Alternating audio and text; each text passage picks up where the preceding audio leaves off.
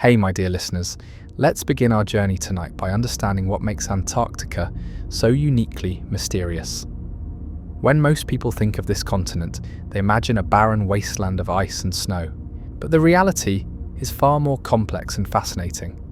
Beneath that ice lies a landscape as varied and dramatic as any continent on Earth. There are mountain ranges that dwarf the Alps, vast valleys that make the Grand Canyon look modest, and lakes, yes, liquid lakes, sitting in complete darkness beneath miles of ice. If you're enjoying this gentle exploration into the unknown, feel free to subscribe for more bedtime stories that blend history, science, and imagination. There's something deeply soothing about contemplating mysteries that remind us how much we still don't know about our planet. Take a moment to close your eyes and picture yourself at the end of the world. The wind carries whispers of ice crystals across a never-ending white space, and the thickest sheet of ice on Earth is under your feet. Antarctica is a continent so far away and unwelcoming that people didn't know it existed until just 200 years ago. But tonight, as you get comfortable, we're going to talk about one of the most interesting questions ever asked about this frozen world. What if a secret civilization has been living under all that ice for thousands of years? Before you write this off as just a story, think about this. Antarctica has more secrets than maybe any other place on Earth. It's a continent that's bigger than the US and Mexico put together and is covered in ice that is up to 3 miles thick in some places. We know more about the surface of Mars than we do about the bedrock under the Antarctic ice. Even though we can see the farthest parts of space and read the human genome, Antarctica still won't tell us what's under its frozen surface. People have always thought about the idea of hidden civilizations.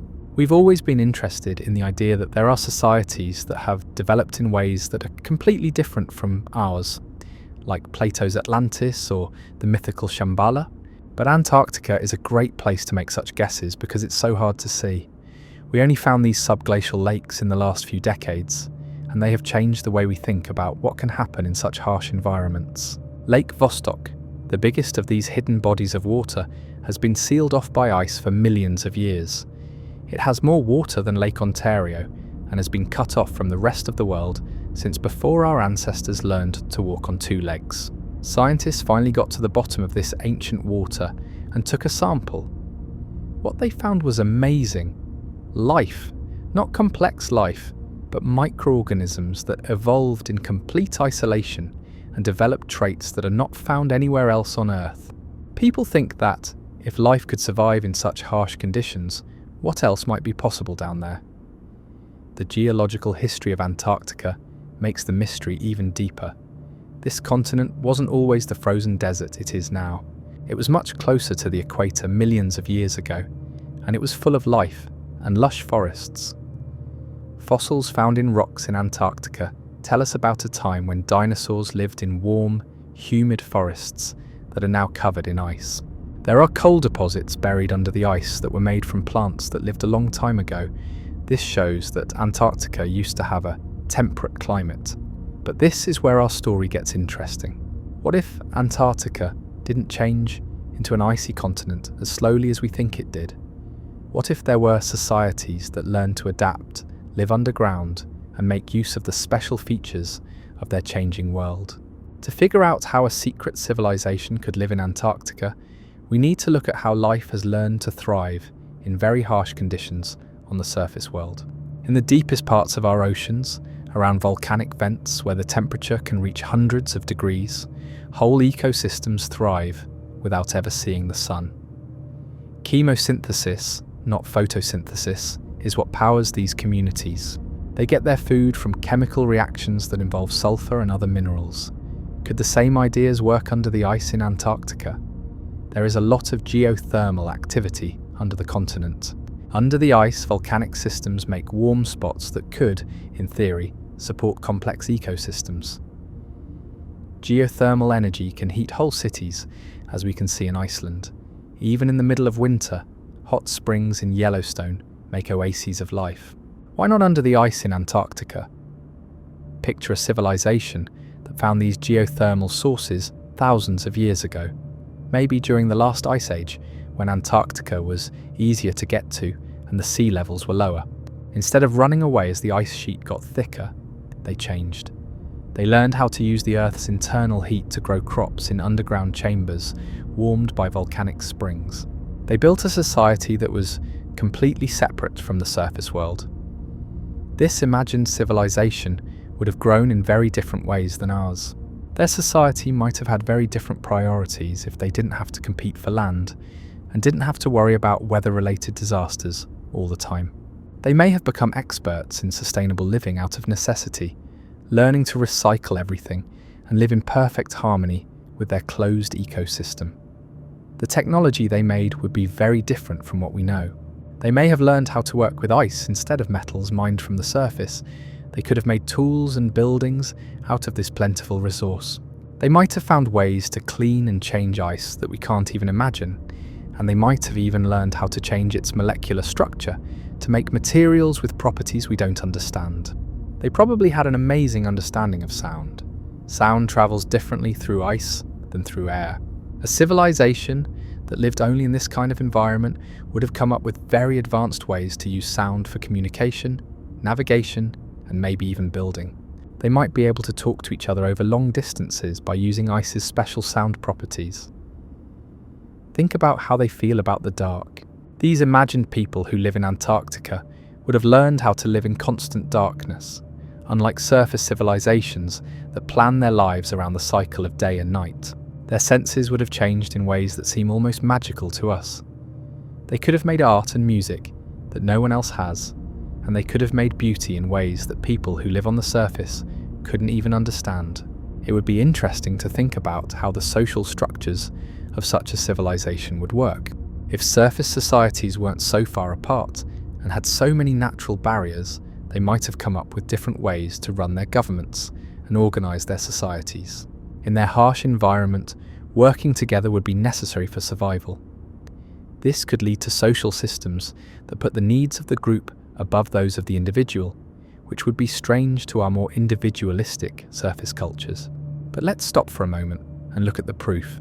The thought of a hidden civilization in Antarctica is interesting, but what would we really expect to see if such a society did exist?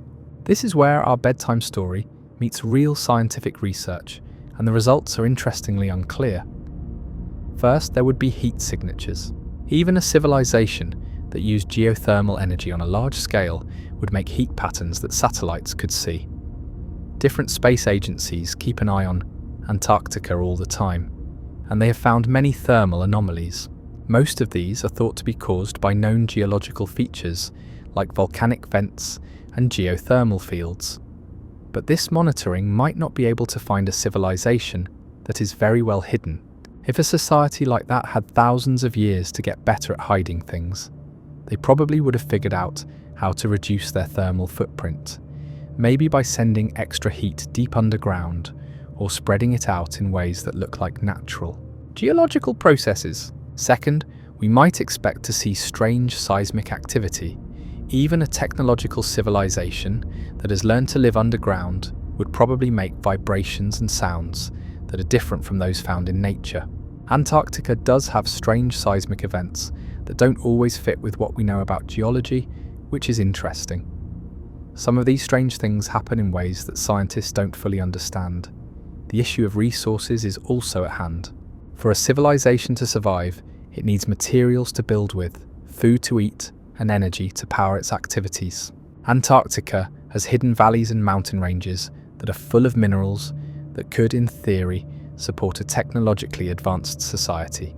If a civilization learned how to use the geothermal energy sources we talked about, they could get almost unlimited power from them. Food production is harder, but not impossible. In theory, hydroponic and chemosynthetic food production could keep a group of people alive in underground chambers. Deep-sea volcanic vents are home to some of the most productive ecosystems on Earth. They support complex food webs without any help from photosynthesis on the surface. The same ideas might work for communities that live underground in Antarctica. No matter where you are in the world right now, think about how different your relationship with the environment would be if your ancestors had chosen to live underground instead of constantly changing the surface world to meet their needs. The mental effects of this kind of civilization would be huge. How would human consciousness evolve in a realm devoid of horizons, absent the expansive sky that has significantly influenced our terrestrial psychology? Would they have the same urges to explore and grow that have been a part of human history? Or would their closed-off world lead to different kinds of intellectual and spiritual growth? Maybe they would have become experts at exploring their own minds, creating types of consciousness and awareness that we can hardly picture. If the weather, seasons, and surface environments hadn't changed all the time, they might have turned inward and developed deep traditions of meditation, mental discipline, and psychological understanding that are much deeper than ours. Their relationship with time may also be fundamentally different. People who live on the surface plan their lives around the cycles of the sun, the seasons, and the way celestial events move across the sky. An underground civilization would have to make time systems that are very different from ours. They may have devised methods for measuring time predicated on geological processes, thermal cycles, or other phenomena that function on scales significantly distinct from our conventional days, months, and years. The art and culture of a society like this would be completely different from anything else. They would have developed their own tastes in art, based on different things, if they hadn't been able to see landscapes, sunsets, and the natural world, which have inspired so much human creativity. Maybe they learned how to make beautiful things out of ice and stone, making sculptures and buildings that turn natural caves and underground spaces into works of art. Their music might use the natural acoustics of ice caves to make songs that sound magical to people on the surface by using reverberation and resonance in new ways. They might have instruments that are unique to them and are made to work with the specific sounds of their underground space. In a civilization like this, literature and storytelling would probably deal with very different topics than they do now. Instead of tales of conquering distant lands or crossing oceans, their stories might look into the depths of the mind, the mysteries of geological time, or the subtle links between temperature, pressure, and the change of matter. Now let's look at some of the more interesting pieces of circumstantial evidence that make people wonder about the mysteries of Antarctica. Over time, different explorers and scientists have talked about strange things happening in Antarctica that don't fit with what we already know. Admiral Richard Byrd, a well-known polar explorer, wrote in his diary about finding a warm, green valley during his 1947 expedition. He said it was home to an advanced civilization. Most historians don't believe these stories because they think they are either made up or based on natural events that have been misinterpreted. However, they continue to capture the public's imagination because Antarctica is still mostly unexplored. In more recent times, satellite images have shown strange geometric patterns under the ice in some areas. Glaciologists say that most of these are natural formations made by the flow of ice and the shape of the land below. However, some patterns are still hard to put into a clear category. Because of the low resolution of current satellite technology, many details are still unclear. There are also some strange things about international Antarctic policy. The Antarctic Treaty, which was signed in 1959, says that Antarctica is a scientific preserve and forbids military activity on the continent. This treaty is good for science and the environment in many ways, but some people say it also stops people from doing a lot of exploration that could find hidden features under the ice. Different countries still have territorial claims on the continent, but these claims are put on hold by the treaty. It's interesting to note that these territorial boundaries often seem to focus on areas where unusual geological or thermal features have been found. However, this could just be because people naturally want to claim areas that might be useful for science or business. There are also stories from scientists who have spent a lot of time in Antarctica, which is probably the most interesting thing. There is a lot of research on how being alone for a long time in such an extreme environment affects the mind. However, some researchers have reported experiences that don't fit into the usual categories of hallucinations or stress caused by being alone. Many of these stories talk about feeling like someone is watching them, hearing sounds that don't match up with known wind or ice phenomena, and sometimes seeing structures or lights that shouldn't be there in the Antarctic landscape.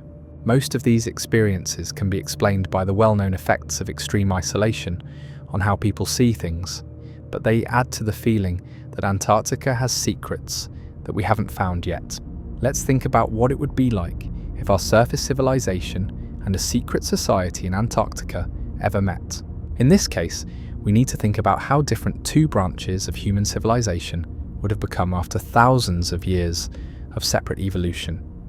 It would be interesting just to see the difference in technology. We learned about metallurgy, electronics, and mechanical engineering, but they may have learned about different areas of chemistry and physics. In some ways, they may know a lot more about crystalline structures, thermodynamics, and pressure systems than we do, but they may not know anything about technologies we take for granted. Communication would be a fun challenge. When people are cut off from each other, language changes quickly. After thousands of years of separate development, communication systems would probably look very different from any surface language. But math and some basic scientific ideas would help people understand each other better. The cultural exchange would be very deep. They would have ideas about human society, philosophy, and the connection between consciousness and the environment that could change the way we think about what it means to be human. At the same time, our stories about how agriculture, cities, and global communication networks have changed the world would be just as revolutionary to them. They would have learned to live within the strict limits of their closed ecosystem, which would have forced them to develop sustainable living practices. Their understanding of resource cycling, energy efficiency, and ecological balance could offer essential insights for our surface civilization as we confront environmental challenges. As we go deeper into this journey of thought tonight, let's think about why the idea of hidden civilizations still fascinates us.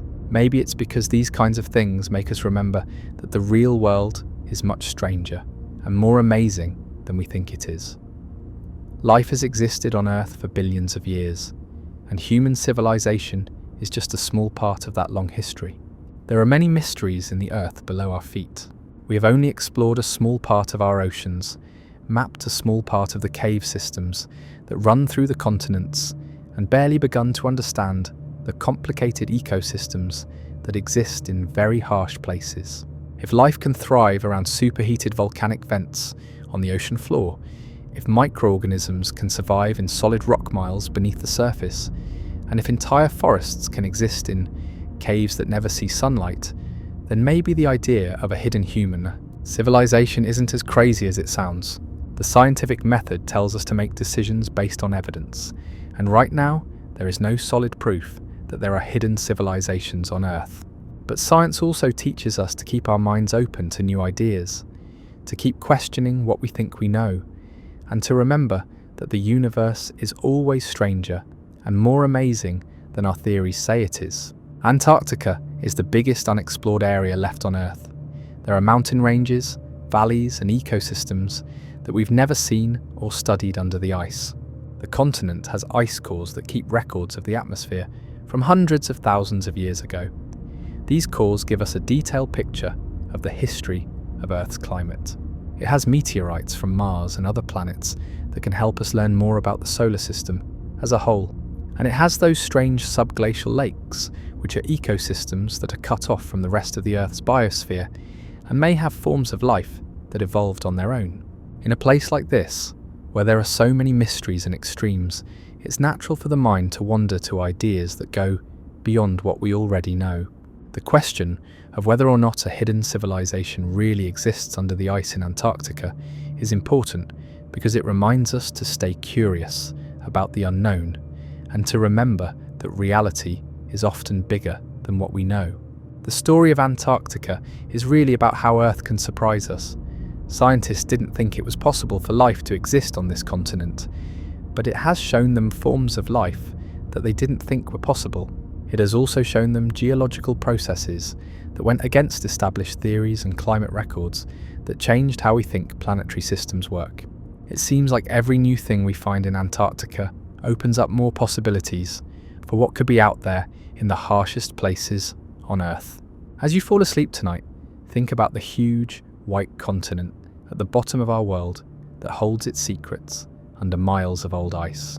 Antarctica is still one of the great frontiers of human knowledge, whether those secrets are hidden civilizations or just undiscovered ecosystems, minerals, and geological wonders. The ice continent teaches us to be patient by showing us that some mysteries take decades or even centuries to unfold.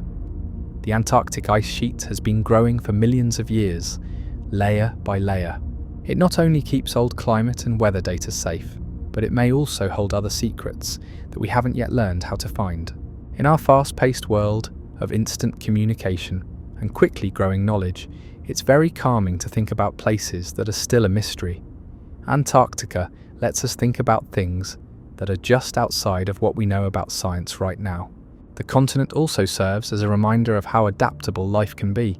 Antarctica shows that life can thrive even in places that seem impossible to live in. For example, the microorganisms in those hidden lakes and the penguins and seals that do well in the harsh surface conditions.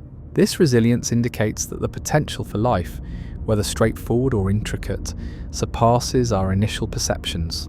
The most valuable aspect of contemplating hidden Antarctic civilizations may not be their actual existence, but rather what the possibility reveals about human adaptation, creativity, and survival. From the Arctic tundra to desert oases to high mountain valleys, human societies have always been able to adapt to very harsh environments. Each of these adaptations necessitated not only physical survival, but also the formulation of entirely novel paradigms for comprehending and interacting with the environment. People who lived in the Arctic learned a lot about ice and weather patterns, which helped them survive in conditions that would quickly kill outsiders. People who lived in deserts learned how to find and save water sources that other people couldn't even see. Mountain cultures learned how to live at high altitudes, where the air itself seems too thin to support life. An Antarctic civilization would exemplify the pinnacle of adaptation, necessitating the creation of technologies, social structures, and epistemologies unprecedented in human history. Whether this kind of society exists or not, thinking about its possibilities makes us think outside the box and reminds us of how creative and adaptable humans can be. There are thermal springs and geothermal vents under the ice in Antarctica that make pockets of warmth and liquid water in a world that is otherwise frozen. These natural oases, which are hidden from view, have the right conditions for complex life forms to live in. Recent discoveries of these features have shown that there are ecosystems that don't depend on surface conditions at all and get their energy from chemical processes instead of sunlight. These discoveries have completely changed what we know about the limits of life on Earth and opened up new possibilities for life on other planets where the surface conditions seem hostile, but the subsurface environments might be more welcoming. If these conditions can sustain life and facilitate the evolution of complex organisms, then a theoretical basis exists for communities to emerge in total isolation from surface conditions. The sound properties of ice add another interesting layer to the mix. Sound moves through ice in ways that are very different from how it moves through air or water. These properties could be used to send messages over long distances. A civilization that grew up in such a place might become experts in acoustic engineering, figuring out how to send complicated messages through ice structures over hundreds or even thousands of miles.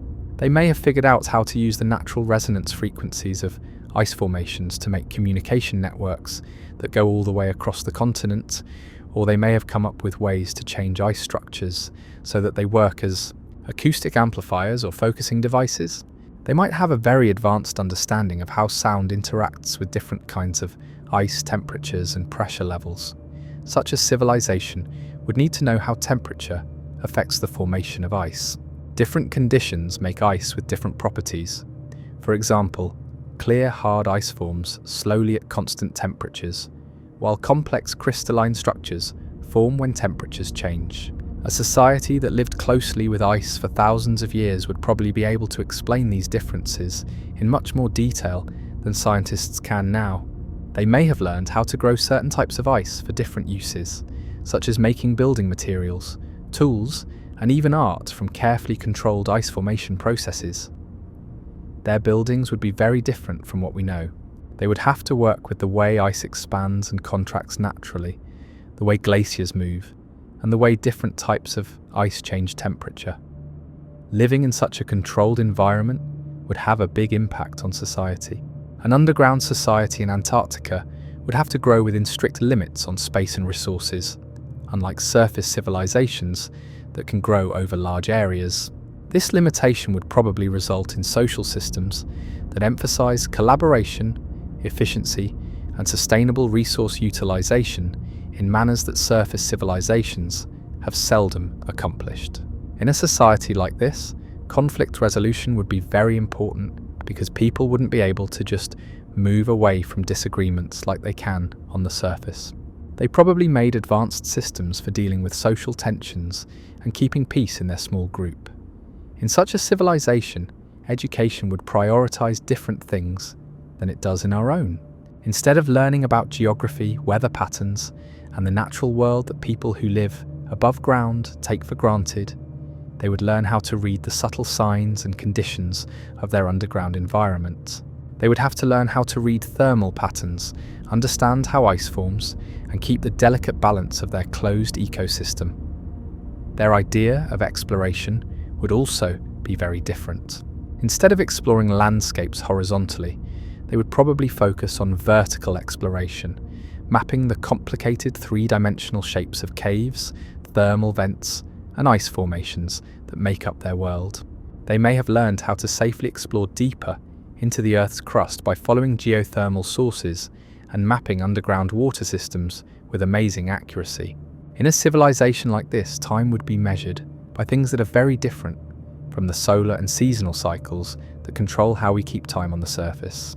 They might keep track of time by thermal cycles, the slow movement of ice formations, or other geological processes that happen on a different scale than surface phenomena. The complex rhythms of geothermal activity, the slow changes in ice pressure and formation, or even the small changes in the Earth's magnetic field that might be easier to see in their deep, isolated environment, could all be used to make their calendars.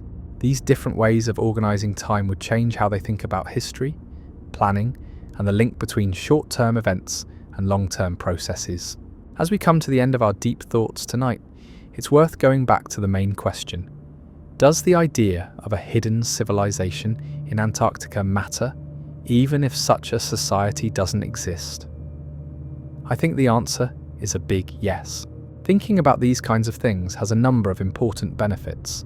First, it reminds us that our planet still holds deep mysteries, and that even with all the technology we have, we still don't know everything we need to know. This acknowledgement can cultivate intellectual humility, resulting in enhanced scientific inquiry, more deliberate decision-making, and a deeper appreciation for the intricacies of our environment. Second, thinking about other ways that human civilization could have developed helps us understand our own society better.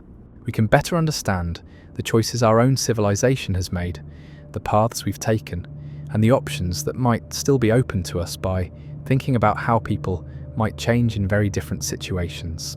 Third, such conjecture can stimulate genuine scientific investigation. Many significant discoveries have originated from theoretical inquiries that initially appeared entirely fictitious. The search for extremophile organisms, the study of subglacial lakes, and the creation of technologies for exploring hostile environments all start with the kind of creative questioning that asks, what if instead of what is? The secret. Civilization in Antarctica is a symbol of all the things we don't know yet that could happen. Whether those possibilities include undiscovered life forms, unknown physical processes, or just new ways of looking at things we think we already know, they remind us that reality is always more interesting, more complicated, and more amazing than our theories suggest. Antarctica is a perfect example of this idea. Researchers are always surprised by what they find on this frozen continent, which helps us learn more about what's possible on Earth. Antarctica keeps showing us that even our own planet has secrets we never knew about. For example, it has subglacial lakes with ancient, isolated ecosystems and active volcanic systems beneath the ice. The continent is also a place where scientists can learn about how life might exist on other planets.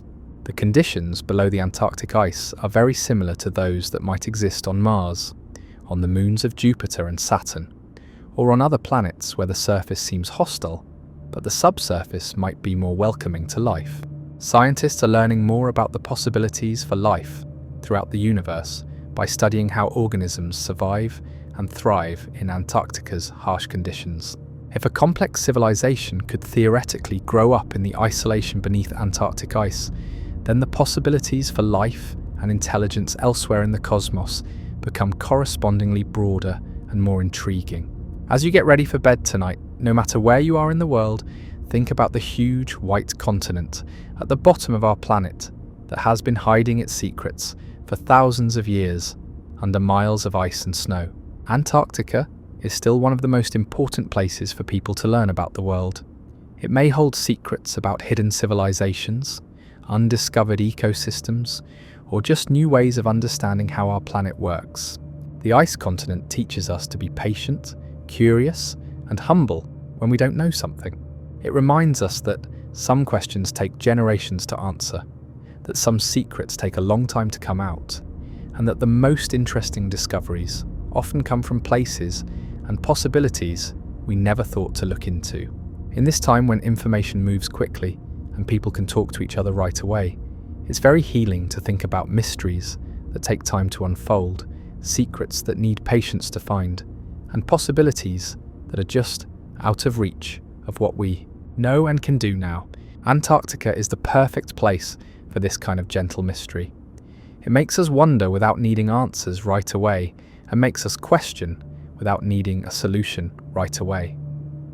The frozen continent at the end of the world still keeps its secrets.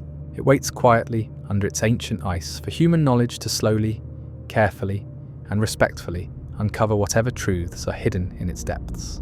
Whether those truths encompass evidence of concealed civilizations or merely a newfound comprehension of life's extraordinary adaptability, they will undoubtedly be as intriguing and astonishing as all that Antarctica has unveiled regarding the intricate complexity of our world. Have sweet dreams, and may your sleep be full of the peaceful wonder that comes from thinking about the beautiful mysteries that still exist in our amazing world. During the long polar winter, the sun never really rises over most of Antarctica. Instead, it stays in twilight for months at a time. In this kind of place, the idea of day and night becomes vague, abstract, and almost meaningless. A civilization that grew up in these kinds of conditions would have a very different relationship with light than any society that has ever lived on the surface. They may have figured out how to make their own lights using ideas we haven't found yet. They may have come up with ways to capture and concentrate the little light that gets through ice, making optical systems that could gather and focus even the faintest light into usable brightness. Or maybe they learned to work without light at all, creating senses and technologies that work with sound, temperature, vibration, and other inputs that aren't visual. Think about how their understanding of colour would be different from ours. People who live on the surface learn to see colours by looking at the full range of sunlight, the changing colours of the sky and landscape, and the different colours of natural light throughout the year. An underground civilization in Antarctica might have had very different ideas about what is beautiful to look at. For example, they might have grown bioluminescent organisms for both practical and aesthetic reasons, or they might have noticed the subtle colour changes in different types of ice, or the faint glow of certain minerals. Their relationship with the seasons would also be very different. People who live on the surface plan their lives around the seasons of spring, summer, autumn, and winter. People who live underground, on the other hand, may be more in tune with much longer rhythms. The slow movement of glacial ice, the multi-year cycles of geothermal activity, or the gradual changes in underground water flows that might take decades to finish could all be used to tell time. This different way of looking at time would change everything about their society. If they grew crops, their agricultural cycles would be based on rhythms that are very different from those of surface farming. Their cultural and social events might happen every few years instead of every year. Their idea of how long people live and how generations change might be based on these longer cycles, which would give them views on continuity and change that we can hardly imagine. The materials science of a civilization like that would be amazing. They would have learned how to work with ice, stone, and minerals they could get from the ground in ways that are much better than what we know now. They may have figured out how to make composite materials out of ice and mineral fibers, and how to build things that use ice's unique properties instead of working against them. If they ever learned about metallurgy, it would be very different from ours. They might have learned how to get metals out of ores and clean them up using chemical processes that work at low temperatures instead of using fire to melt them.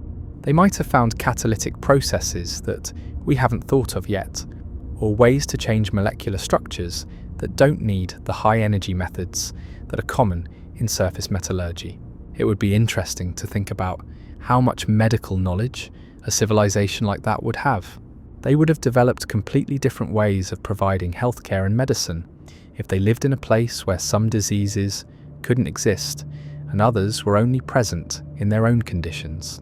They may comprehend the impacts of pressure fluctuations, temperature shifts, and restricted light exposure on human physiology in ways that could transform our medical understanding. Their understanding of psychology would probably be very advanced. Taking care of their mental health in a closed-off, isolated space would be very important for their survival. This would force them to learn how to stay mentally healthy in ways that people in more open societies have never had to. They could have deep insights into meditation, consciousness, and how the mind works that could change how we think about psychology and mental health. The math and physics that a civilization like this would come up with would probably be about things that surface science hasn't looked into much yet. They could come up with new branches of science by using their deep knowledge of crystalline structures, pressure dynamics, and thermal flow to make new mathematical discoveries. They may comprehend principles of matter and energy that remain undiscovered by us, as we have not investigated the particular conditions present in their environment. Their way of doing engineering would be very different from ours. Instead of making buildings that can withstand and overcome natural forces, they would probably make systems that work with and guide natural processes. They would build their buildings based on how ice flows, how thermal gradients create pressure differences, and how to use these natural forces to get things done. Transportation in this kind of civilization would be very different from what we know. They may have figured out how to get through ice by melting and refreezing it in a controlled way, making temporary paths that close behind them. Through their underground network, they could have learned how to use thermal currents and pressure differences to move people and things over long distances. Their environment would determine how their communication systems worked. Sound travels through ice differently than through air, and they may have come up with advanced ways to talk to each other over long distances using sound properties that we don't understand. They might have networks of ice formations that are strategically placed and act as acoustic amplifiers, letting complicated messages travel hundreds of miles. Their music would be very different from what people on the surface have made. They may have made instruments and music that make sounds that can't be made anywhere else by using the natural resonance of ice caves and the acoustic properties of different ice formations. They would have concert halls that were naturally formed ice caves with acoustic properties that took thousands of years to develop. The artistic traditions of a civilization like this would be totally new. They would use ice as a living, changing medium for their sculptures, making works of art that change over time as the temperature changes and the ice naturally changes shape. They may have figured out how to make permanent art by putting minerals and other materials into ice structures. This made works that combined the beauty of ice crystals with the durability of stone and metal.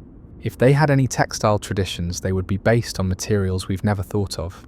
They may have learned how to work with mineral fibers, making fabrics from processed stone or metal that are strong and keep them warm in their own special way. Or maybe they came up with completely new ways to make protective and decorative coverings for the body. The philosophical traditions of an underground civilization would probably look into ideas that people in surface societies have never had to think about. What does it mean to live without limits? How does human consciousness adjust to living in fully enclosed environments? What kinds of spiritual experiences come up when the sky and weather that have shaped most religious traditions aren't there? They might have created ways to meditate and connect with their spirituality based on how closely they were connected to geological processes. Instead of thinking about the sky and stars, they might have found transcendence in the slow, powerful movements of ice and stone. The Earth itself, the deep forces that make the planet's core hot and move continents, and ice sheets slowly but surely, could be the basis for their idea of the divine. Their stories and books would talk about things we've never had a chance to talk about. Instead of stories about faraway places and epic journeys across the surface world, their stories might be about journeys inside, exploring consciousness and building communities that are in perfect harmony with their surroundings. Their heroes might be people who learned to work with geological forces, who figured out how to keep social harmony in small groups, or who learned a lot about how natural processes work. The way schools work in such a civilization would be very different from how they work in our own. Their students would not learn about geography in terms of surface landscapes. Instead, they would learn about the three-dimensional geography of cave systems, thermal patterns, and underground water flows. They might study geology with the same dedication that we bring to understanding how the stars move instead of astronomy. It would be interesting to see how they approach child development. How would kids grow and change in a place where the idea of outside isn't the same as it is for us? They might get better at thinking about space, understanding how three-dimensional relationships work, and picking up on subtle patterns in sound, temperature, and pressure that kids who live on the surface never learn to see. The games and fun things to do in such a society would be very different from what we know. Their sports could be based on finding your way through complicated ice formations, competitions that test your acoustic skills, or contests that test your knowledge of how heat and pressure work. The way their kids played would help them get ready for life in their own unique world and help them learn skills and ways of thinking that we can hardly imagine. Their views on aging and death would probably be very different from those of surface societies. In a place where resources are limited and carefully managed, they would need to come up with cultural ways to deal with the life cycle that respect elders while also meeting practical needs. They may have cultivated notions of sustained societal contribution that persist into advanced age, identifying mechanisms for senior community members to maintain their significance within their insular ecosystem. In such a society, the connection between people and the community would have to be close. People can live pretty independently in surface civilizations, but an underground civilization in Antarctica would need a lot of cooperation and interdependence to stay alive.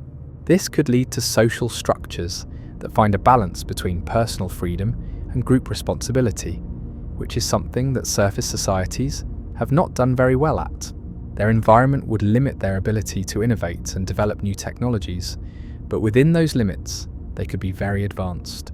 It would be important to look at each new technique or tool, not only for how useful it is right away, but also for how it would change the delicate balance of their closed system. This could lead to smarter and more sustainable ways of developing technology than the ones we use now. It would be interesting to see how such a civilization kept records and stored information. They would have to come up with new ways to pass on knowledge from one generation to the next if they didn't have paper or other traditional writing tools.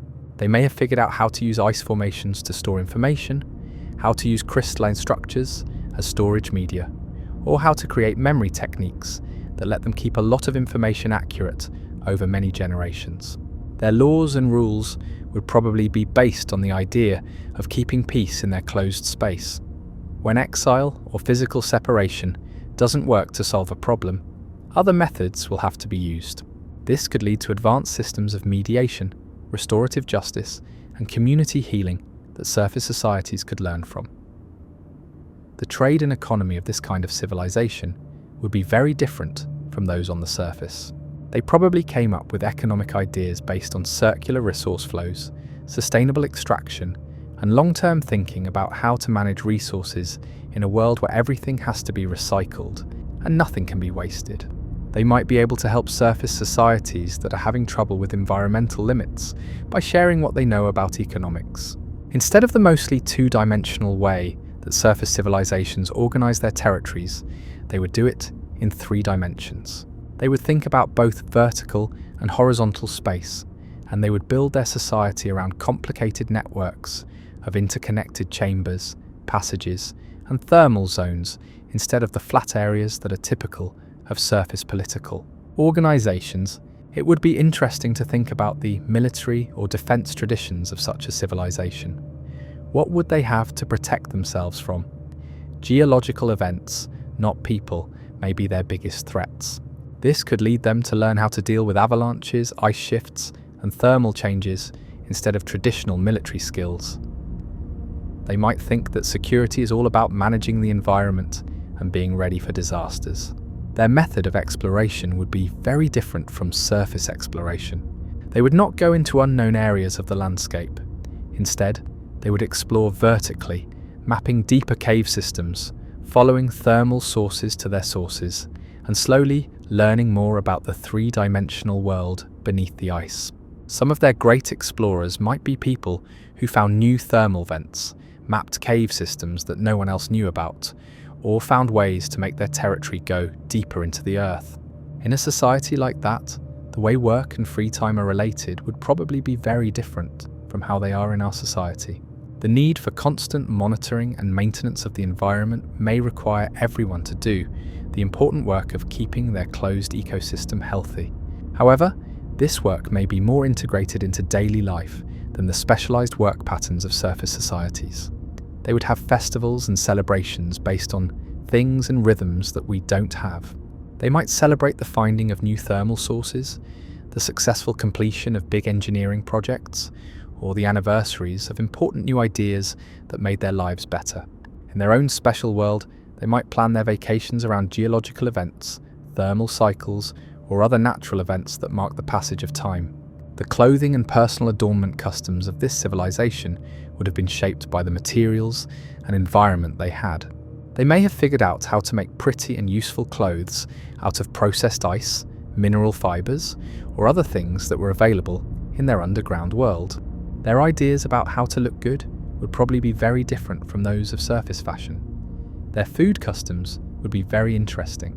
Because they only had a few ingredients in their closed ecosystem, they probably learned advanced cooking methods that made the most of the flavor, nutrition, and variety of the crops they could grow in their geothermally heated chambers. There may be dishes and flavor combinations in their food that you can't find anywhere else on Earth.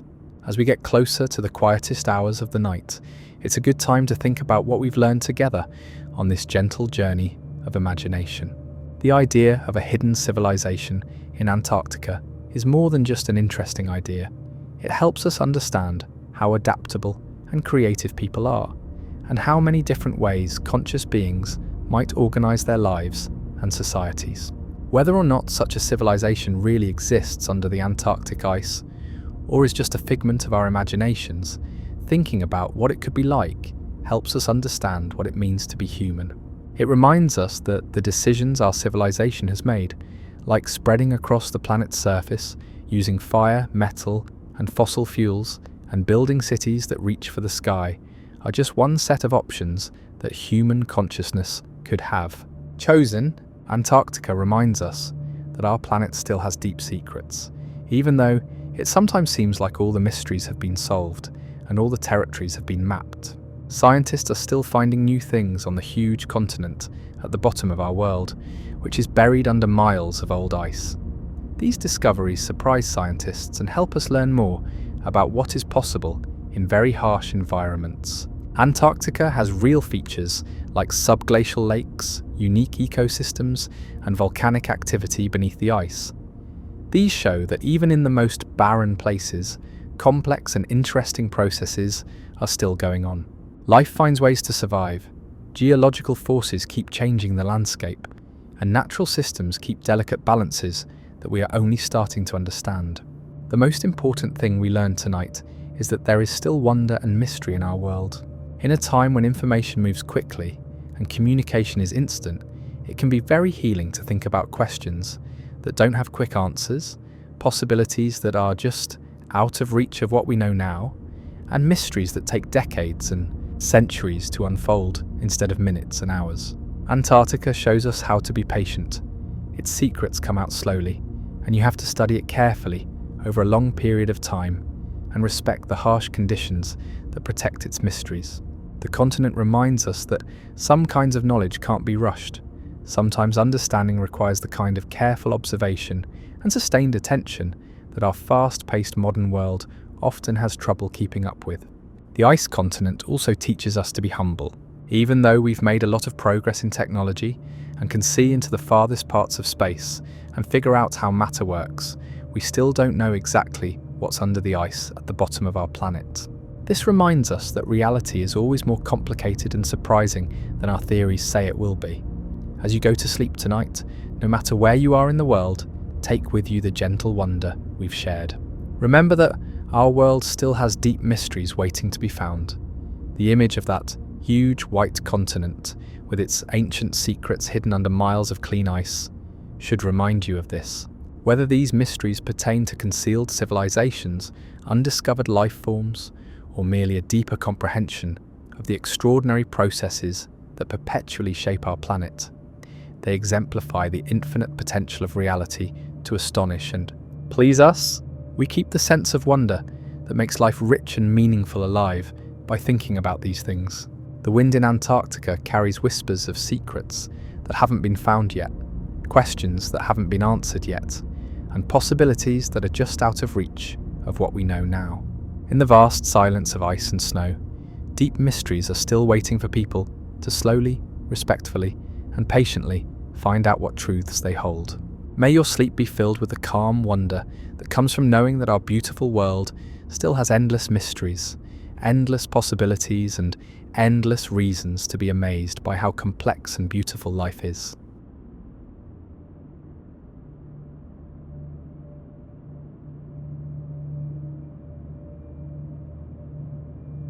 For a moment, close your eyes and picture yourself at the edge of the Sahara Desert as the sun goes down.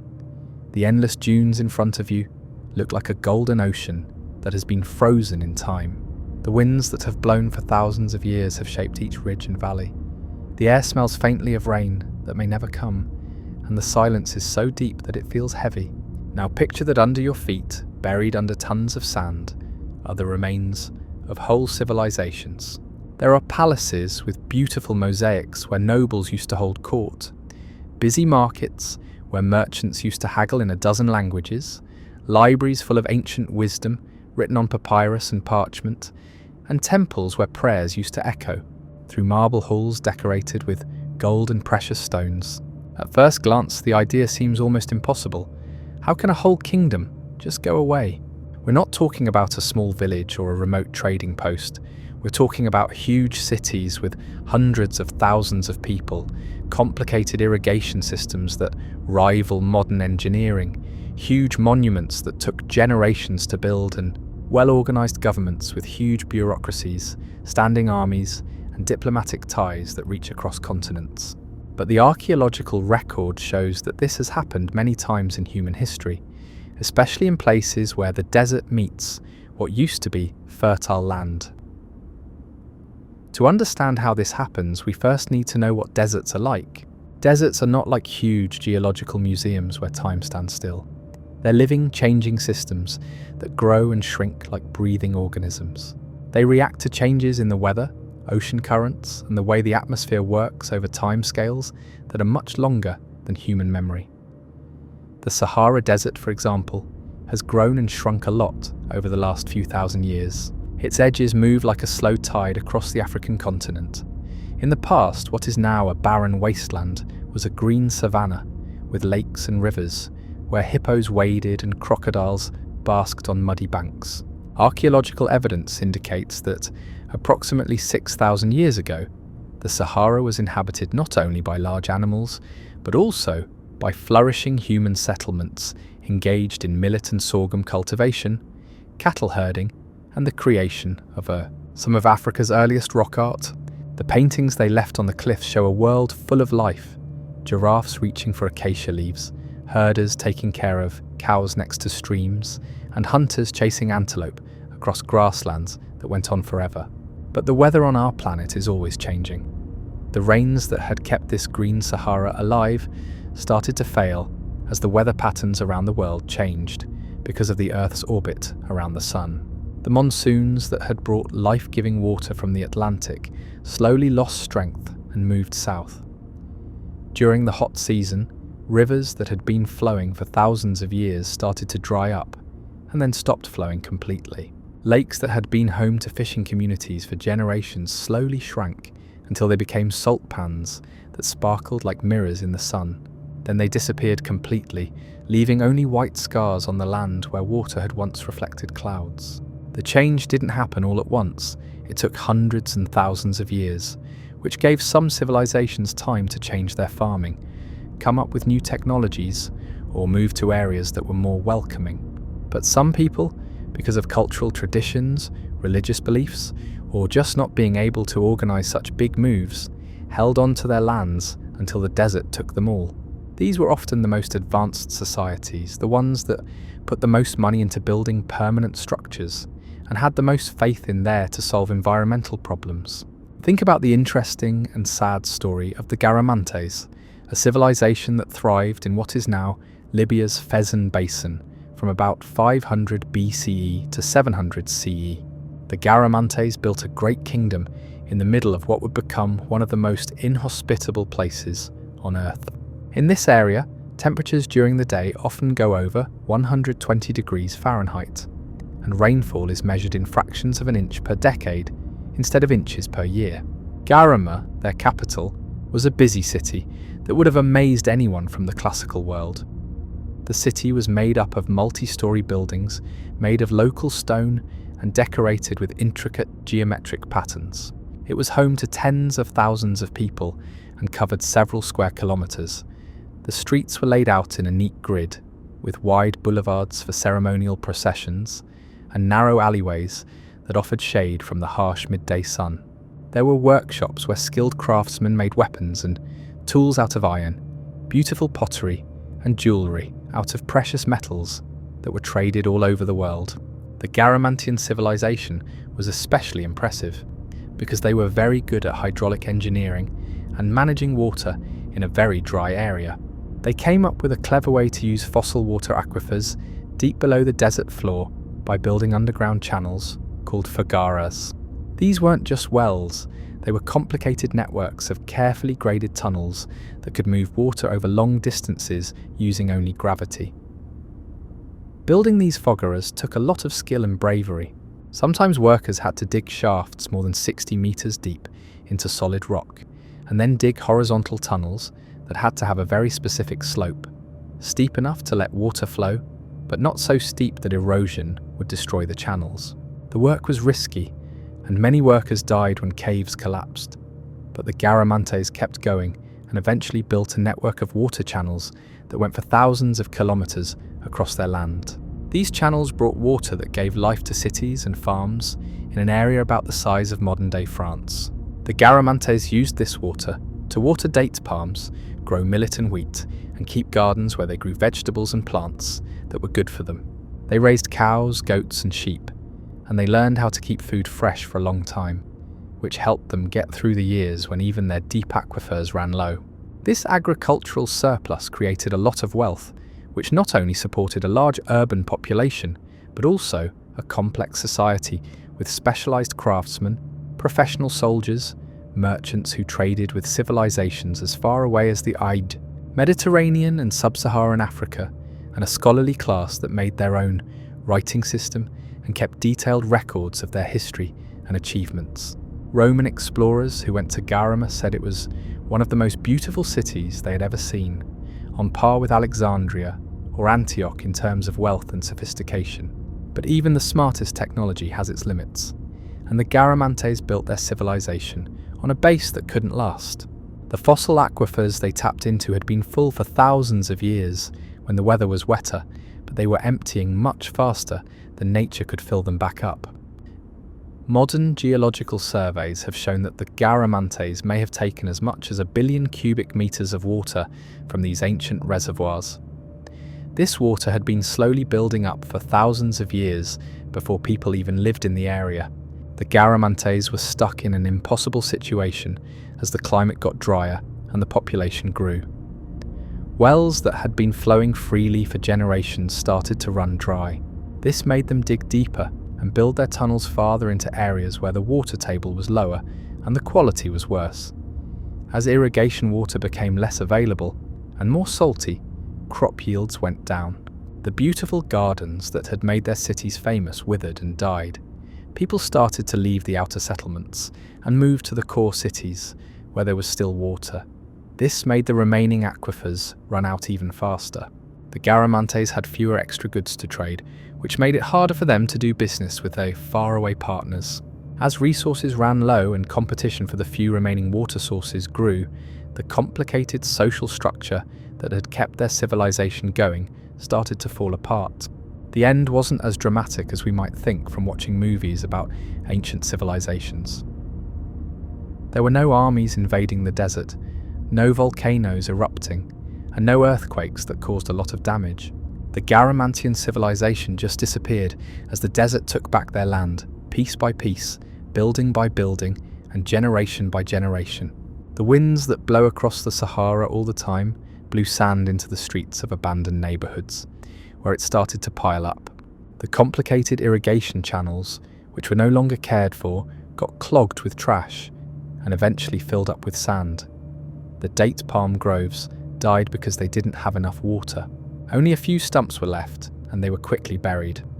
The shifting sand weakened the foundations of the multi-story buildings that had housed wealthy families, and the ruins were quickly covered by new deposits.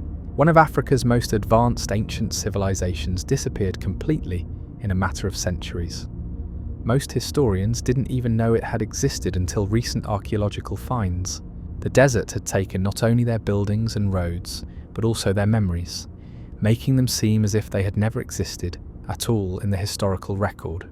The contrast between abundance and scarcity that we're talking about tonight is different in different parts of the world, but the lessons are the same everywhere. The relationship between human ambition and environmental limits. The importance of living within the means that nature gives us, and how fragile even our greatest achievements are. The story of the Garamantes shows one of the main ways that deserts take over kingdoms, by slowly running out of water sources that have supported human settlements for hundreds or thousands of years. There are also other things going on that are more sudden and dramatic, like changes in river courses, shifts in regional climate patterns, or disasters that can make a place unlivable in a generation or two. Take, for example, the haunting mystery of the lost cities along the Silk Road in Central Asia, a network of trade routes that connected the civilizations of East and West for over 1,000 years. The Taklamakan Desert, which means go in and you won't come out in local legend, now covers most of the Tarim Basin. In the past, there were many prosperous oasis cities in the basin that were important stops for merchants traveling between the silk markets of China and the spice bazaars of the Mediterranean. Lulan, Nia, Khotan, and Gaocheng were cosmopolitan centers where Chinese silk merchants in flowing robes haggled with Persian traders in colorful turbans. Buddhist monks in saffron robes copied sacred texts onto palm leaves and parchment. Craftsmen made beautiful textiles that combined artistic traditions from all over the world, and scholars translated works of philosophy, mathematics, and astronomy between Chinese, Persian, Sanskrit, and Arabic.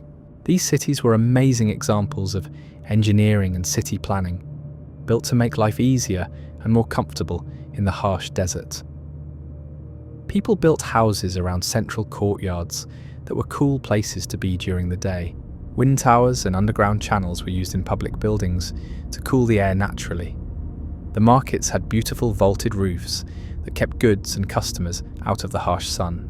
Gardens and fountains not only watered plants, but they also looked nice, making green oases of peace and quiet in the middle of the huge desert.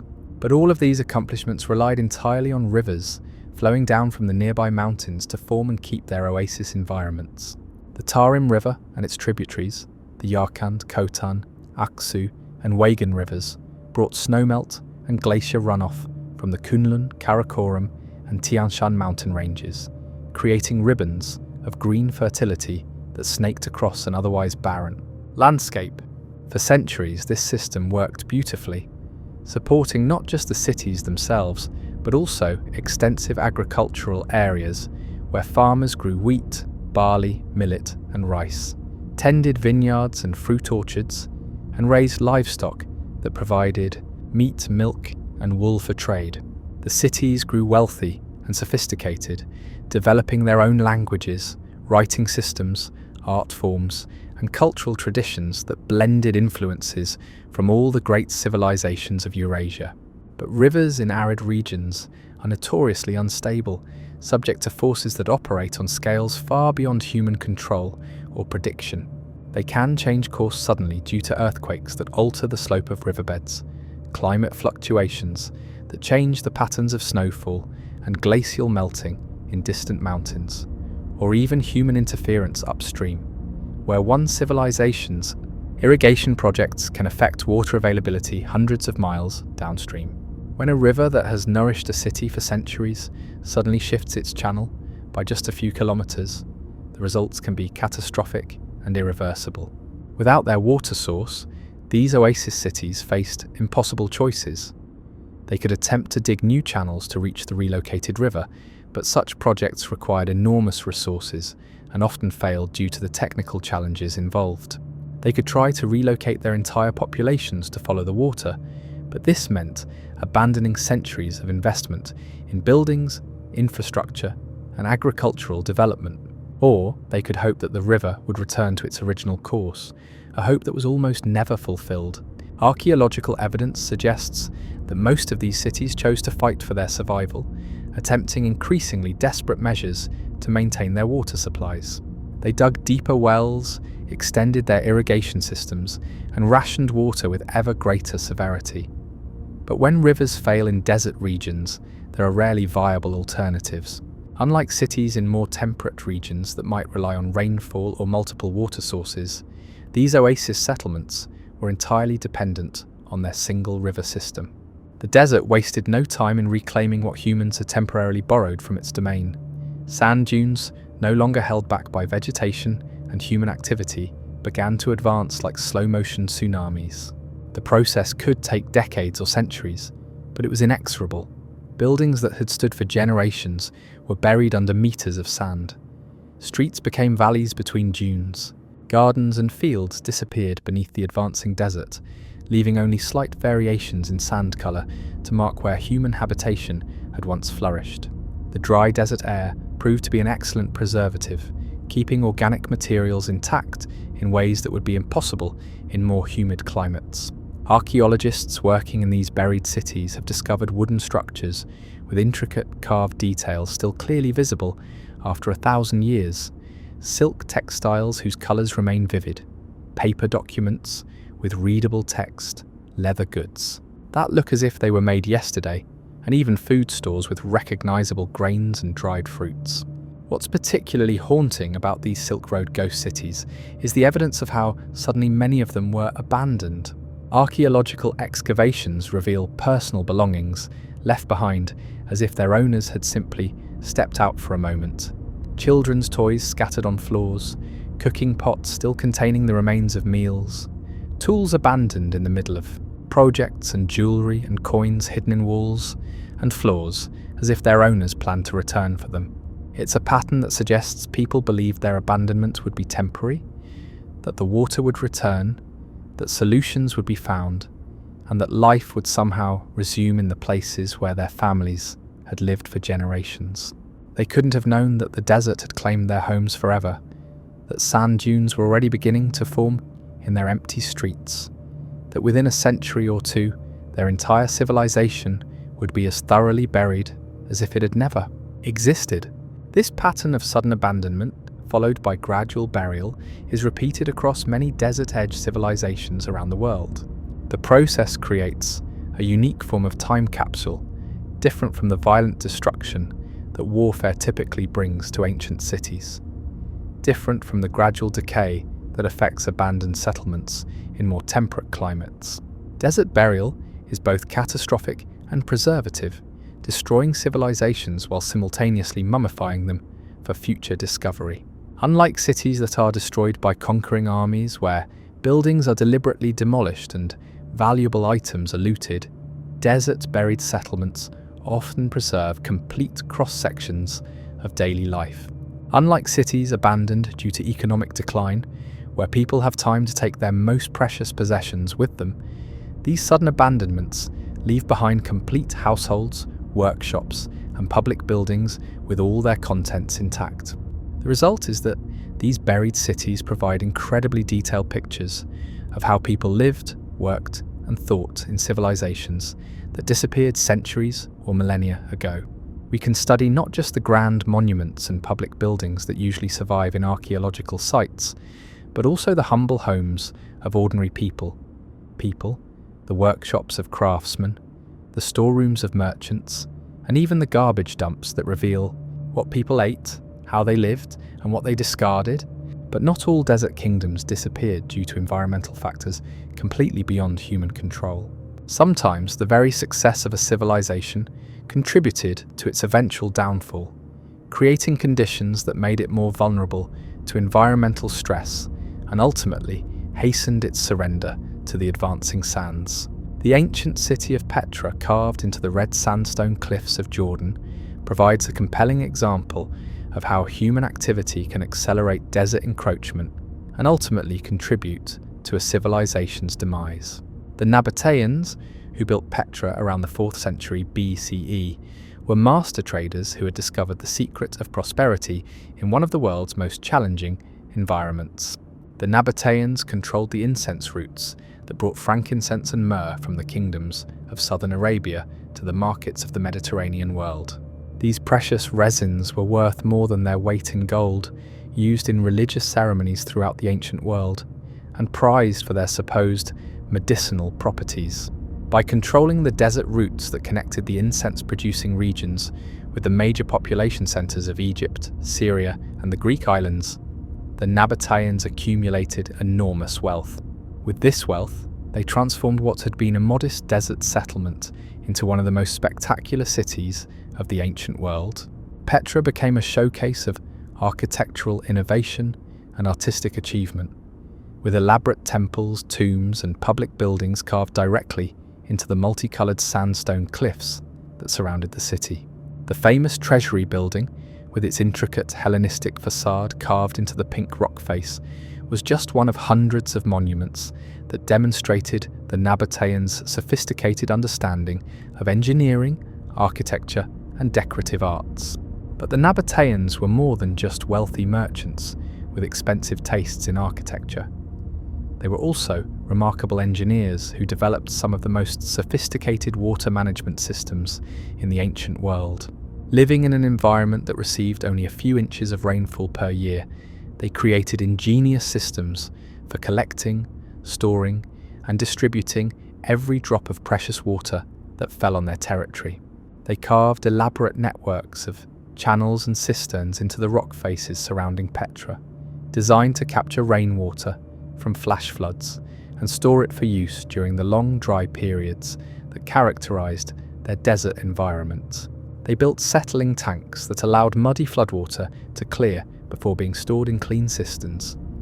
They created distribution systems that could deliver water throughout the city using nothing but gravity and careful hydraulic engineering. These water management systems were so sophisticated that they could sustain a population of perhaps 30,000 people in an environment where a few hundred nomads would represent the natural carrying capacity.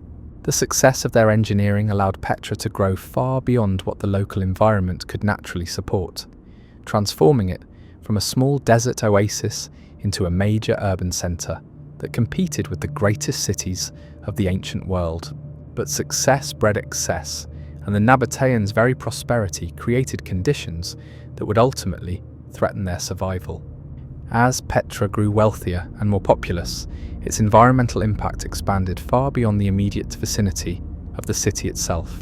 The Nabateans began to exploit their environment more intensively, clearing forests on the surrounding hills for construction timber and fuel, grazing ever larger herds of goats and camels on the sparse desert vegetation, and mining the landscape for stone, metals, and other raw materials needed to support their growing city.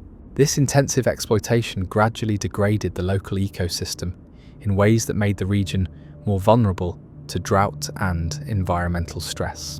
Deforestation reduced the land's ability to capture and retain rainwater, leading to increased erosion and more severe flash flooding during storms. Overgrazing destroyed the root systems that held desert soils together, making the landscape more susceptible to wind erosion and sand accumulation. Mining and quarrying disrupted natural drainage patterns and created new sources of dust and debris.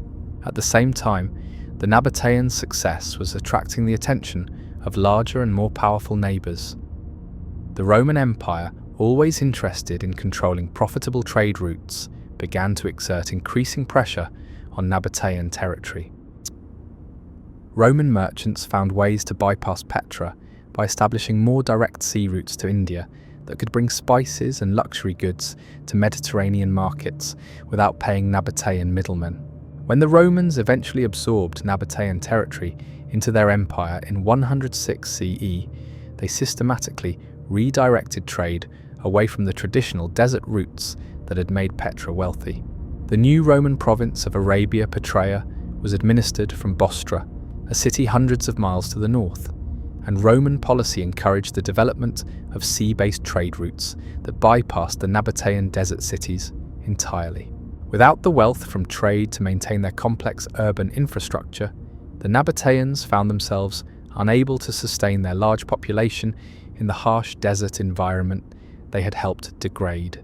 The elaborate water management systems that had made Petra possible required constant maintenance. Cisterns had to be cleaned, channels had to be cleared of debris, and distribution pipes had to be repaired or replaced regularly. As the city's population and wealth declined, this essential maintenance became increasingly difficult to afford and organise. Cisterns that had stored clean water for centuries began to silt up. Channels carved into cliff faces crumbled due to erosion and neglect. The hydraulic systems that had seemed like permanent conquests over the desert environment proved to be fragile human constructions that could survive only with constant care and investment. The abandonment of Petra wasn't immediate, but it was inexorable. As the population dwindled and maintenance of the water systems declined, the desert began to reassert itself in ways both subtle and dramatic. Sand began to accumulate in neglected areas of the city, blown in by the constant winds that sweep across the Jordan Desert. Flash floods, no longer controlled by well-maintained drainage systems, carved new channels through the ruins, destroying roads and buildings that had stood for centuries. Over the following centuries, much of the city disappeared beneath accumulated sand and debris, hidden from the outside world until European explorers rediscovered it in the early 19th century. When these first modern visitors reached Petra, they found a landscape that seemed almost magical. Elaborate facades carved into cliff faces emerging from sand dunes, fragments of columns and statues scattered across the desert floor, and architectural details of breathtaking beauty rising from what appeared to be empty wilderness. The story of Petra reminds us that the relationship between human civilization and desert environments is always precarious, requiring not just initial adaptation, but sustained wisdom in managing limited resources and maintaining the delicate balance between human needs and environmental constraints. When that wisdom fails, or when external circumstances change the conditions under which a civilization has learned to thrive, even the most spectacular achievements can find themselves at the mercy of the advancing sands. As we pause to reflect on these lost kingdoms, it's worth considering how their experiences might relate to our contemporary world. Climate change is once again reshaping the boundaries between fertile and arid lands across our planet.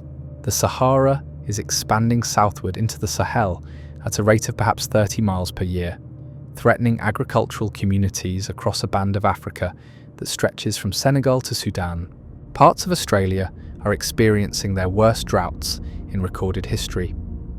The southwestern United States faces long-term water shortages that are forcing cities and farms to compete for increasingly scarce resources, Mediterranean regions from Spain to Turkey are seeing increased temperatures and decreased rainfall that threaten traditional agriculture and urban water supplies. Are we perhaps creating the conditions for future archaeologists to puzzle over our own buried cities? Will the ruins of Phoenix or Las Vegas someday lie beneath advancing sand dunes, their casinos and shopping centres preserved in the dry desert air like the temples and markets of ancient Petra? The question isn't entirely fanciful. These modern desert cities depend on the same kind of intensive resource extraction and complex technological systems that supported their ancient predecessors, and they face similar challenges in balancing human ambitions with environmental limits. But let's continue our journey through these sand-covered mysteries, because there are even more intriguing stories waiting to be told. Some of the most fascinating lost desert kingdoms are those that existed at the very edges of recorded history, known to us only through fragmentary references in ancient texts, legendary accounts preserved in oral traditions, and the occasional, dramatic archaeological discovery that forces us to revise our understanding of what was possible in the ancient world. Consider the enigmatic kingdom of Kush, centered in what is now Sudan, which for over 1,000 years was one of Africa's most powerful and sophisticated civilizations. From around 1070 BCE to 350 CE, the Kushites controlled vast territories along the Nile River, built impressive pyramids that rivaled those of their Egyptian neighbors, developed their own writing system and artistic traditions, and even conquered Egypt itself during the 8th century BCE, ruling as pharaohs for nearly a century. The Kushite capital of Meroe was a cosmopolitan city that controlled some of the most important trade routes in the ancient world. Located at the confluence of the Blue and White Nile rivers, Meroe served as a gateway between the Mediterranean world and the interior of Africa, channeling gold, ivory, exotic animals, and enslaved people northward, while bringing manufactured goods, ideas, and technologies southward into the heart of the continent. The city was famous throughout the ancient world for its iron production, a technology that gave the Kushites significant military and economic advantages over their neighbours. Meroe has been called the Birmingham of ancient Africa because of its extensive iron-working facilities, which produced not just weapons and tools for local use, but also trade goods that were exported across a network stretching from the Mediterranean to the Indian Ocean. The Kushite rulers, including a remarkable series of powerful queens whom the Greeks called Candaces, built elaborate palaces, temples, and public buildings that demonstrated their wealth and sophisticated understanding of architecture and engineering. They developed their own artistic styles that combined Egyptian, Hellenistic, and indigenous African elements, creating sculptures, paintings, and decorative arts that are among the finest examples of ancient African creativity. Roman historians described military expeditions against Meroe, writing accounts that reveal both their respect for Kushite military capabilities and their frustration at being unable to establish permanent control over the region. There are references to Kushite ambassadors in texts from as far away as India, suggesting that the kingdom maintained diplomatic and trade relations with India relationships across vast distances. Yet despite this historical prominence and the clear evidence of their achievements, the Kushite civilization gradually faded from recorded history in ways that remain mysterious to modern scholars. The last known Kushite inscriptions in their distinctive Meroitic script date to around 350 CE, after which the kingdom seems to have simply vanished from the historical record. When European explorers reached the region in the 19th century, they found impressive ruins scattered across the landscape. Pyramids, temples, and the remains of what had clearly been substantial cities, but no local memory of who had built them, or when. What happened to the kingdom of Kush remains one of archaeology's great mysteries, but climate change almost certainly played a significant role in their civilization's decline and eventual disappearance. The region became increasingly arid during the later centuries of Kushite rule, as shifts in global climate patterns reduced the annual flooding of the Nile River and decreased rainfall across the Sahel region of Africa. The Kushites had built their civilization around the seasonal rhythms of the Nile flood, which brought fertile soil and irrigation water to their agricultural areas each year. As these floods became less reliable and less extensive, agricultural productivity declined, reducing the surplus that had supported their urban populations, professional armies, and elaborate court culture. But environmental stress was probably not the only factor in the Kushite collapse. There were also increasing political pressures from the expanding Aksumite kingdom to the southeast, centered in what is now Ethiopia, and from nomadic tribes pushing in from the western deserts as their own territories became less habitable due to increasing aridity. The combination of environmental stress and external pressure created conditions that the Kushite state, despite its long history and sophisticated institutions, could not survive. As Meroe was gradually abandoned, the desert began its slow but inexorable work of burial. Sand dunes advanced over agricultural fields that had been cultivated for over 1,000 years. The elaborate irrigation systems that had sustained the city fell into disrepair and were gradually covered by accumulating sand and silt. Residential districts were abandoned neighbourhood by neighbourhood as people moved away in search of better opportunities or simply died without replacements. Within a few centuries, much of what had been one of Africa's greatest cities was hidden beneath the desert floor, preserved in the dry climate but invisible to casual observation.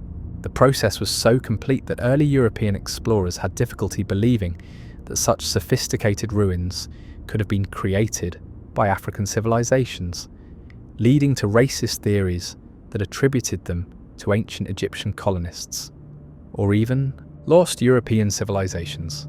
Recent archaeological work, using both traditional excavation techniques and modern technologies like satellite imagery and ground-penetrating radar, has revealed just how extensive these buried Kushite settlements actually were. What had appeared to be isolated ruins scattered across the landscape are now known to be parts of vast urban complexes that once housed hundreds of thousands of people. Satellite images reveal the geometric patterns of buried streets, the rectangular outlines of building foundations, and the linear traces of ancient irrigation channels extending for dozens of miles across what is now empty desert. Ground-penetrating radar has identified buried structures that include royal palaces, religious complexes, residential districts, workshop areas, and elaborate cemeteries that demonstrate the social complexity and artistic sophistication of Kushite civilization. The preservation of these sites has been remarkable, thanks to the same dry desert conditions that have protected other buried civilizations we've discussed tonight. Excavations have uncovered wooden artifacts, leather goods, textiles, and even organic remains that provide detailed information about daily life in ancient Meroe. Archaeologists have found intact workshops with their tools still in place, storerooms with amphorae still containing traces of ancient foods and oils, and residential areas with furniture and personal belongings that offer intimate glimpses into how people lived over 1,500 years ago. But perhaps most intriguingly, archaeologists have also found evidence that the Kushites themselves were aware of their civilization's vulnerability and made systematic attempts to preserve their cultural heritage as their kingdom declined. Royal burial sites from the final centuries of Kushite rule contain elaborate collections of artifacts, texts, and artworks that seem to represent deliberate efforts to create cultural time capsules that would preserve their achievements for future generations. These discoveries suggest that the collapse of the Kushite kingdom wasn't simply a matter of environmental determinism or inevitable decline, but rather a complex process in which intelligent, sophisticated people made conscious choices about how to respond to mounting challenges. Some apparently chose to migrate to other regions where conditions were more favourable. Others worked to preserve their cultural traditions in new forms that could survive, even if their political institutions collapsed. Still others invested their remaining resources in monumental projects designed to ensure that their civilization would be remembered even if it could not be sustained. The variety of these responses reminds us that environmental challenges don't produce automatic outcomes, but rather create contexts within which human choices and actions determine what actually happens. The same climate changes that destroyed some civilizations may have stimulated innovation and adaptation in others. The difference often lay not in the severity of the environmental stress they faced, but in their ability to respond creatively and effectively to changing conditions. This brings us to one of the most intriguing aspects of desert-buried kingdoms: the role of chance and timing in both their destruction and their rediscovery. Unlike the systematic destruction that warfare typically brings to ancient cities, where buildings are deliberately demolished according to military strategies and political objectives, desert burial is random and partial, determined by wind, patterns, topography, and the vagaries of climate that no human authority can control or predict. One building might be completely buried, while its neighbour remains partially visible for centuries. A shift in prevailing wind patterns might expose ruins that have been hidden for millennia, only to bury them again within a few decades. Seasonal variations in rainfall and temperature can cause buried structures to expand and contract in ways that bring them closer to the surface or push them deeper underground. This randomness means that our knowledge of these lost civilizations is often fragmentary and tantalizing, like trying to reconstruct a vast library from random pages scattered by the wind. We might find a beautiful piece of jewelry that demonstrates sophisticated metallurgical techniques, but lack the context to understand who wore it or what it meant to their society. We might discover a fragment of text in an ancient language, but have only scattered pieces of the writing system needed to decode its meaning. The search for these lost kingdoms has itself become a fascinating story of human persistence, ingenuity, and the evolution of archaeological techniques over the past 2 centuries. Early explorers relied primarily on local legends, the accounts of ancient travelers, and the occasional surface ruin exposed by wind or weather to guide their searches. These pioneers of desert archaeology often worked under incredibly difficult conditions, traveling for months across trackless wastelands with limited supplies and primitive equipment, driven by nothing but curiosity and the hope of discovery. Some of the most famous archaeological discoveries have been made entirely by accident. Bedouins following their herds across familiar routes have stumbled upon buried walls exposed by recent sandstorms. Construction crews building modern roads, railways, or irrigation systems have uncovered ancient foundations that had been hidden for centuries. Even treasure hunters and tomb robbers, despite their often destructive methods, have occasionally led archaeologists to significant sites by revealing the existence of buried ruins or artifact concentrations. But the most systematic and productive approach to finding lost desert kingdoms has been developed by modern space archaeologists, who use satellite imagery and other remote sensing techniques to identify subtle variations in surface features that might indicate buried structures. From orbit, the geometric patterns of human construction often remain visible long after the structures themselves have been completely buried by sand. Buried buildings create slight variations in surface temperature, moisture retention, and vegetation growth that show up in satellite images taken with different types of sensors. Ancient roads and irrigation channels create linear features that remain detectable from space for centuries after they've disappeared at ground level. Even completely buried cities can sometimes be identified by the subtle rectangular patterns their street grids create in the surface topography. These space-age techniques have revolutionized our understanding of how extensive some of these lost civilizations actually were, revealing urban complexes and settlement networks that are far larger and more sophisticated than anyone had imagined. The Garamantian civilization we discussed earlier, for example, was once thought to have been limited to a few scattered oasis settlements.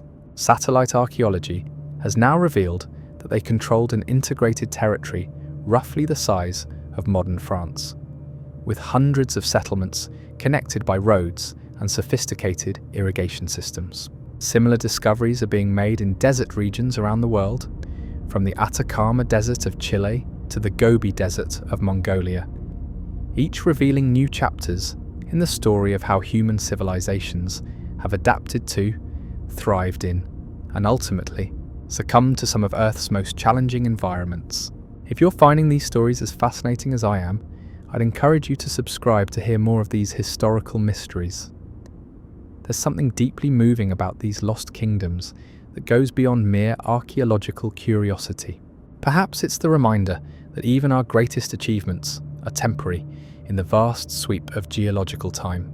Perhaps it's the wonder that comes with each new discovery, the sense that we're peeling back layers of time to reveal forgotten chapters of human experience.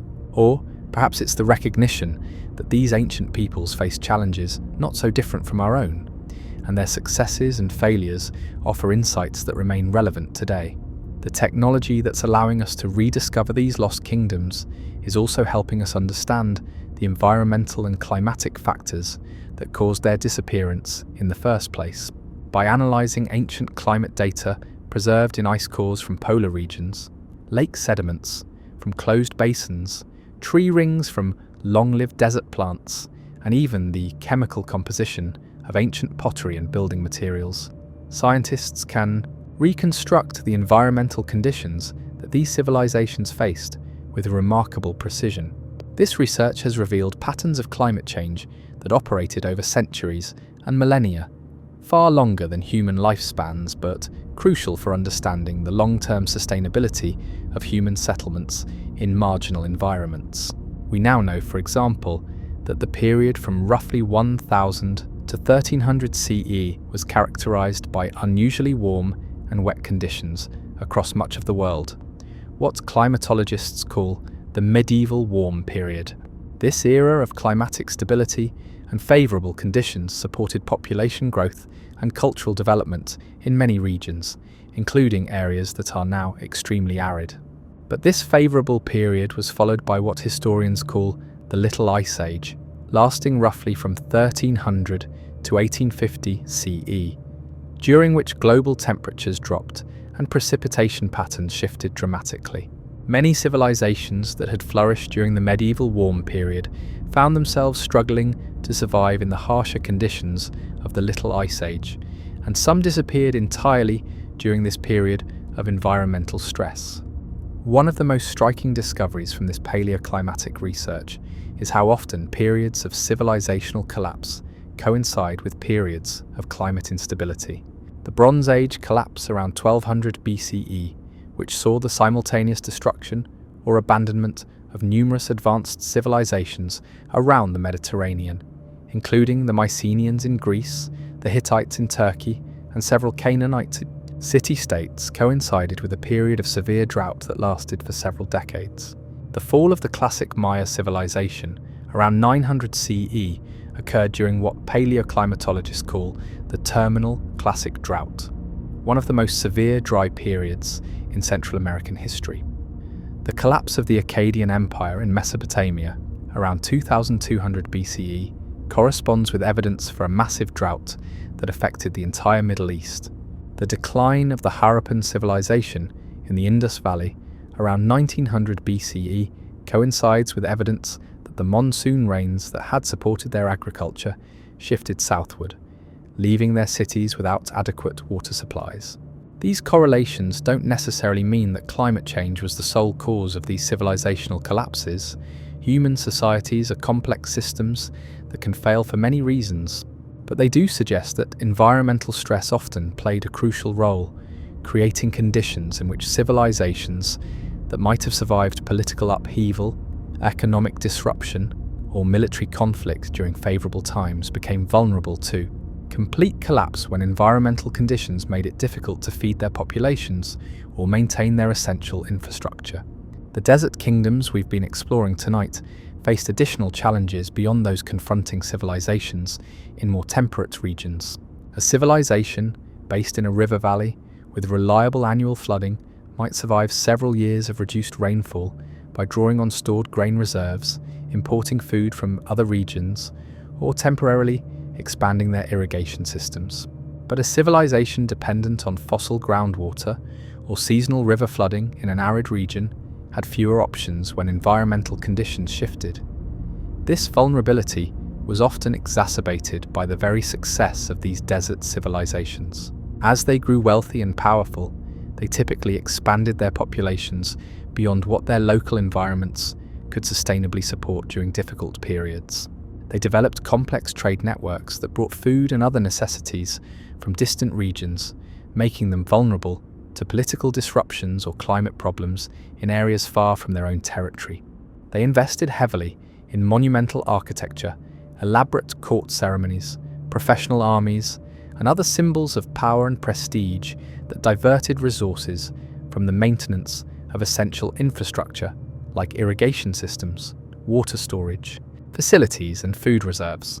When environmental stress or external pressure disrupted these complex systems, the results were often catastrophic, with sophisticated civilizations collapsing far more rapidly than the simple farming communities that had preceded them. But not all encounters between civilization and desert ended in burial and abandonment. Some cultures developed more sustainable relationships with arid environments, creating societies that could persist through environmental fluctuations, political upheavals, and the rise and fall of neighboring civilizations. The Berber peoples of North Africa, for example, developed nomadic and semi-nomadic lifestyles that allowed them to move with changing conditions rather than fighting against them. These adaptive strategies often involved maintaining smaller, more dispersed populations that could be supported by the natural productivity of arid environments during both good years and bad. Rather than concentrating people in large cities that required constant inputs of food, water, and other resources from distant areas, successful desert cultures often organized themselves in networks of smaller settlements that could be abandoned and re-established as conditions changed. Traditional desert peoples also developed sophisticated knowledge of their environments that was passed down through generations in oral traditions, songs, stories, and ceremonial practices. This knowledge included understanding of seasonal weather patterns, the location and reliability of water sources, the behavior of desert storms and flash floods, the migration patterns of animals, and the growth cycles of useful plants. Such knowledge created cultural memory banks that could guide survival strategies over periods far longer than individual lifespans. The contrast between these adaptive desert cultures and the buried kingdoms we've been exploring raises profound questions about sustainability, resilience, and the relationship between human ambition and environmental limits. The great desert cities that now lie buried beneath the sand were often marvels of engineering, architecture, and social organization, representing the pinnacle of human achievement in their time and place. Their elaborate palaces, temples, and public buildings demonstrated humanity's capacity for creativity, technical skill, and artistic vision. Their complex irrigation systems, water storage facilities, and agricultural techniques showed remarkable understanding of environmental management and engineering principles. Their trade networks, diplomatic relationships, and cultural achievements proved that human societies could create connections and shared understandings that transcended geographical barriers and cultural differences. Yet their very grandeur may have contained the seeds of their destruction, as they pushed the boundaries of what their environments could sustainably support using the technologies and knowledge available to them.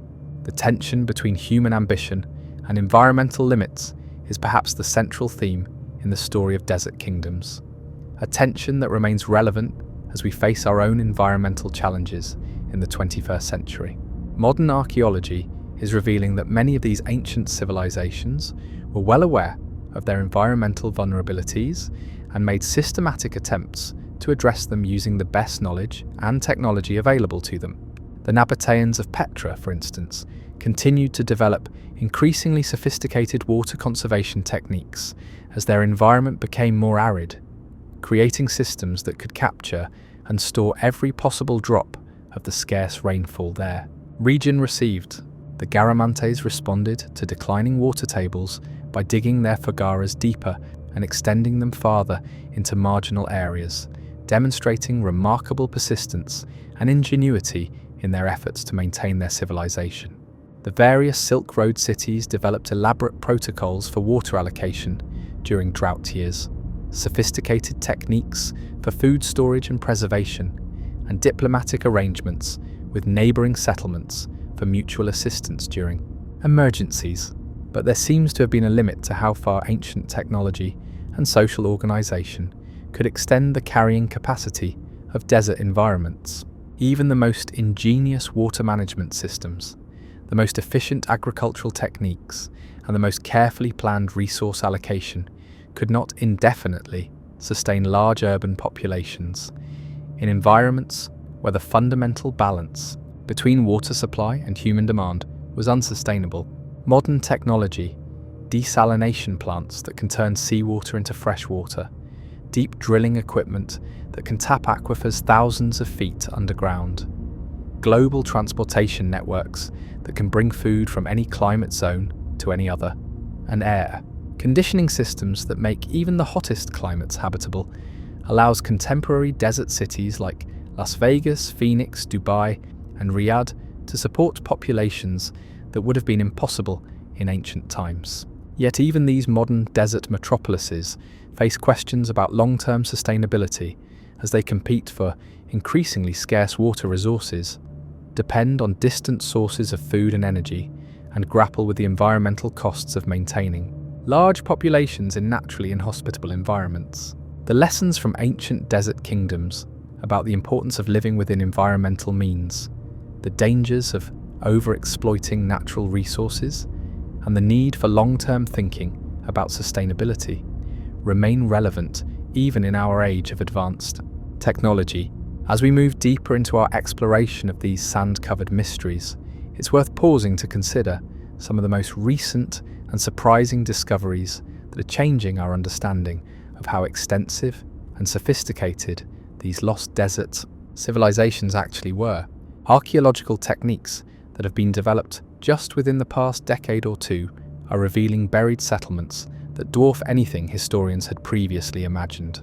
In the Sahara Desert, for example, satellite archaeology has identified what appears to be a vast network of settlements, roads, and irrigation systems covering an area larger than many modern countries.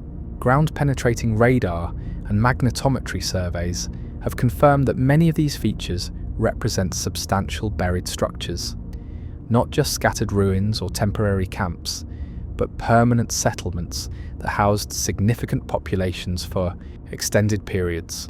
Recent excavations at some of these sites have uncovered evidence of sophisticated metallurgy, elaborate artistic traditions, complex social hierarchies, and trade relationships that extended across thousands of miles. Pottery analysis has revealed connections with civilizations as distant as the Indus Valley and ancient China. Isotope analysis of human remains shows that some residents of these remote desert settlements had traveled from regions thousands of miles away, suggesting either long-distance migration or extensive trade networks that brought people as well as goods across vast distances.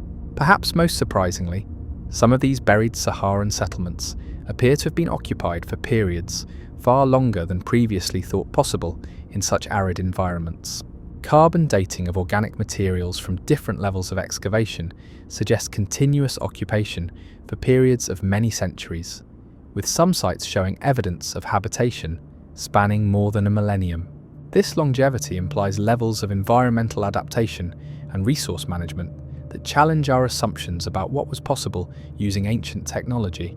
These weren't temporary settlements that flourished briefly during unusually wet periods, but permanent communities that found ways to survive and even thrive through multiple cycles of environmental change. The techniques they developed for water conservation, food production, and resource management in extremely arid conditions were apparently sophisticated enough to sustain substantial populations through both favourable and difficult periods. Some sites show evidence of elaborate underground storage systems for food and water, sophisticated techniques for desert agriculture, and even what appear to be early forms of climate control using underground air circulation systems. Similar discoveries are being made in other desert regions around the world. In the Atacama Desert of Chile, recent archaeological surveys have identified the remains of settlements that may be among the oldest permanent human communities in the Americas.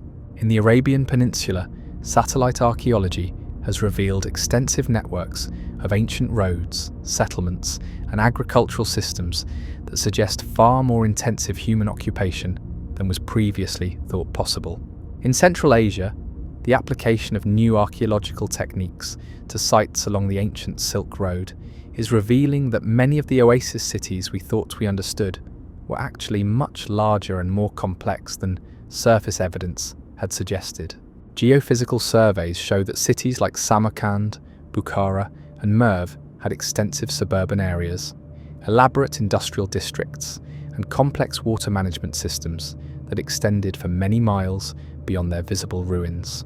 These discoveries are forcing archaeologists to revise their estimates of both the size and the sophistication of ancient desert civilizations.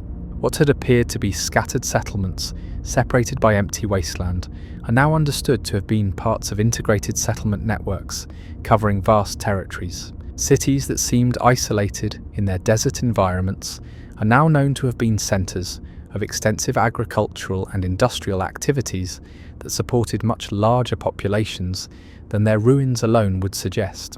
The implications of these discoveries extend far beyond academic archaeology.